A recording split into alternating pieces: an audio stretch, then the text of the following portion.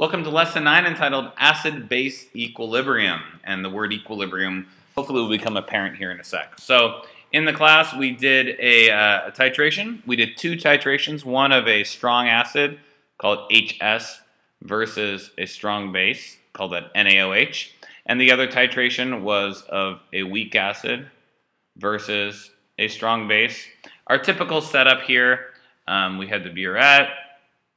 The burette contained that NaOH, and we had a cup down below, and the cup contained either the strong acid or the weak acid, and we put a little pH meter inside here, and we monitored the pH, what was happening to the concentration of the hydrogen ions during the titration. And we got these interesting curves. We noticed if we did it this way, we didn't even need an indicator. So for a titration curve, all curves have the same thing on the y-axis, that's just pH, and on the x-axis, it's time, but we're going to redefine that as milliliters of NaOH being added, or we can just call that OH minus.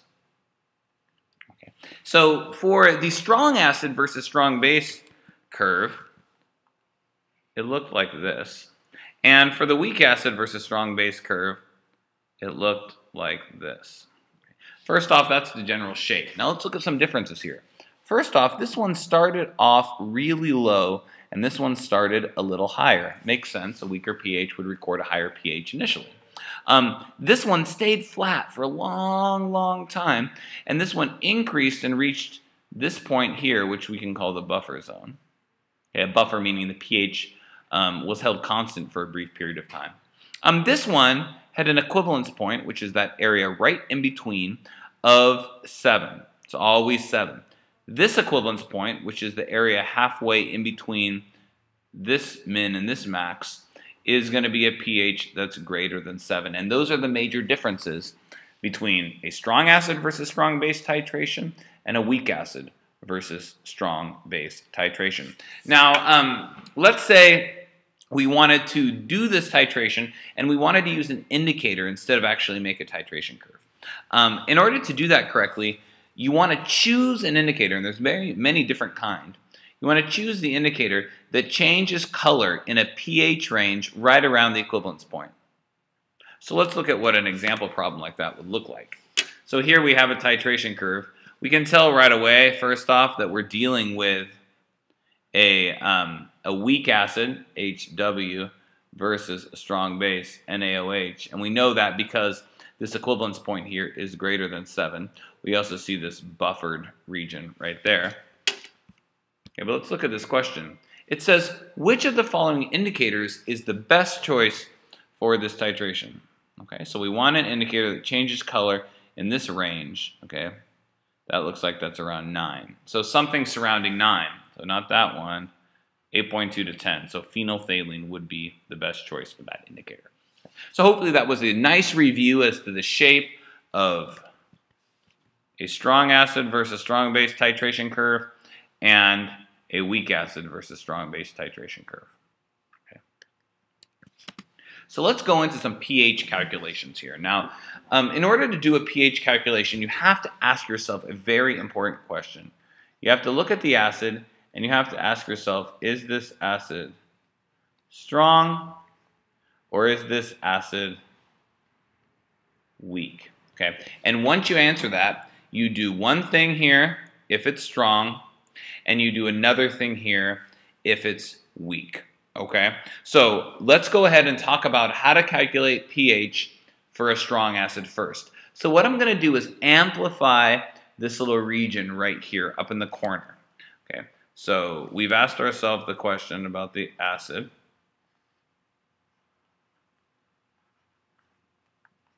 We've asked ourselves, is it strong? And if it is strong, this is what we do. Okay, so first, let's look at the reaction here. Okay, a strong acid, HS, always breaks up into its ions in solution. In this case, H plus and S minus. We could actually draw it this way as well, where it reacts with liquid water to produce the hydronium ion. Remember, these are equivalent things. Okay. And we really want to focus on this, H plus or H3O plus. And because the pH equals the negative log of the H plus, and because HS fully breaks into H plus, and HS in here fully breaks into H3O plus, they're the same equivalent things, we can just say this, that the pH equals the negative log of the HS concentration, because they are equivalent statements. 0.1 molar HS is 0.1 molar H plus. You can keep on going like that. Okay? So if it's a strong acid, the pH equals the negative log of the concentration of that acid. Done. And then we could get the pOH and we could do the whole magic horseshoe from there. Okay? They're going to tell you in the problem if it's a strong acid, so you don't have to worry about it. But there are 7 of them, and very common ones are HCl and H2SO4. But there's 5 others, and we'll talk about those a little bit more in class. All right. Now what we're going to do is go over to this other side and talk about the weak acid piece. Okay. So let's say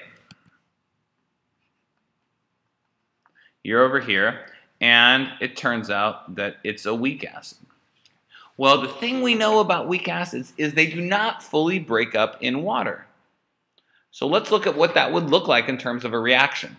That means that this HW, it breaks up into H plus and W minus, but it doesn't fully break up. Okay, some of it breaks up and then it goes back. Some of it breaks up and it goes back. And some of it breaks up and it goes back. And we call these equilibrium arrows. It forms this equilibrium with the ions, meaning it breaks up and goes back together, breaks up and goes back together. It only partially breaks up. And we could show it this way as well, where it reacts with water to make H3O plus W minus. And the thing that we're really interested in understanding is how much of this actually broke up. Okay? So the presence of these equilibrium arrows really show us how much it actually broke up.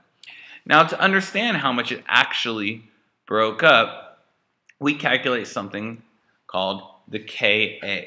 Ka is a measurement of how much it does break up. And you simply just take the concentration of the H plus ions multiplied by the concentration of the W, and you divide that by the concentration of that initial acid. Okay. In this case here, we wouldn't include the water, so the Ka is just going to be the H3O plus multiplied by the W divided by the HW. And when we look at a thing like this, we have names for these things here. We call this, obviously, that's obviously the acid. Okay, we call this guy, this is the proton, or the hydrogen ion. And this one right here, so this right here, this is called the conjugate base. Okay. So the conjugate base is the Bronsted base. You see it's negative, so it's a Bronsted base that came off that initial acid. So just some things here, acid, proton, conjugate base. Okay. Now remember, this does not fully break up. So if it breaks up a lot, you're going to have a really high numerator here, and you're going to have a really high Ka.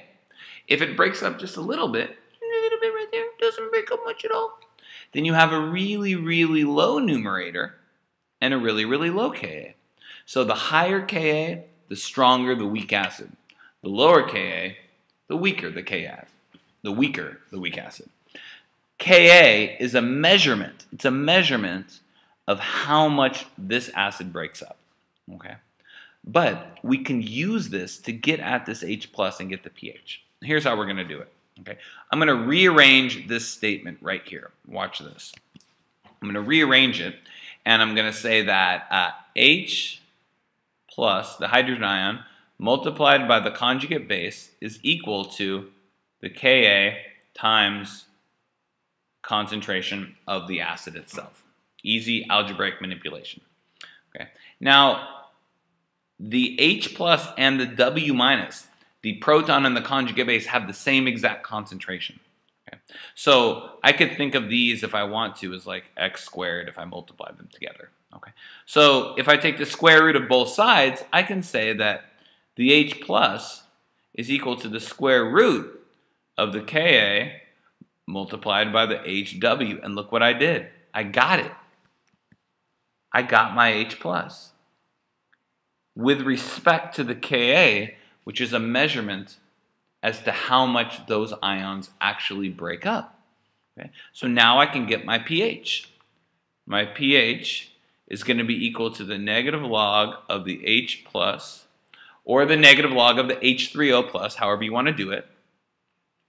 And I know for a weak acid, that's going to be equal to the negative log of the square root of Ka multiplied by HW. Now I got it right there. Okay. So let's do a little summary here on one page so you can see it. I look at my acid. If my acid is strong, the pH is equal to the negative log of the concentration of that strong acid because it fully ionizes. If my acid is weak, the pH is equal to the negative log of the square root of Ka multiplied by HW, that weak acid in that case. And now I got it. These are my two equations, and I can just plug into them.